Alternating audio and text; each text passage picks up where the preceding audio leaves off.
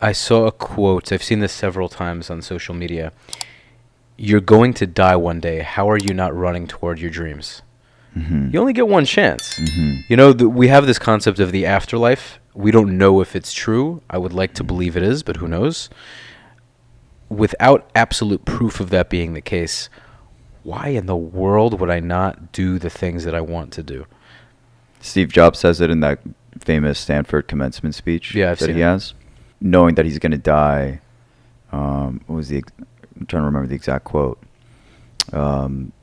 Basically gave him the confidence to never felt like he had anything to lose, because we don't. Mm-hmm.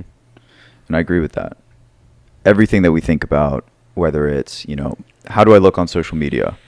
How do I look in front of the girl that I'm going to talk to for the first time? Or, should I go after this new business? Should I become a realtor? Should I move to a new place? All the things that we think about that we might consider as being like something that we care for getting wrong or messing up. Mm-hmm. None of that stuff matters in the end. We die. So true. It's so rational, dude, but so many people don't have that rationale to be able to put all the bullshit aside and say, why does it make a difference ultimately? But we have all of these things that cloud our judgment. It's just so funny how, in actuality, we're gonna die, dude. It's so it's such a, and it's not something that it's something that I think scares most people.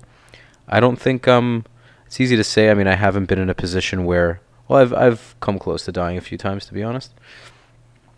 Where have you been close to dying, Rafi? I've been. It was during the military. There were a few instances where I almost lost my life. Thank God I didn't, and I'm still here. And we'll go into it at some point. But that really took away the fear of death, ironically. Mm-hmm. And I can't say that if there was something, God forbid, some sort of disease or anything like that. Hopefully, God forbid, it doesn't happen. But I don't feel afraid to die. Yes. And I think the more fulfillment you have in life, and the more you do, and the more action you take, the less of a fear you'll have. Because if this is the end, it's been a good ride. It's been a good 26 years. That's a great philosophy. Right. To expound on that, there's this one quote, one of the surest signs of a life well lived is being okay with dying when death comes, not being surprised or being okay. Mm-hmm. And that's another one that I'd like to think about. When death comes, not just not being afraid of it, but being okay with it.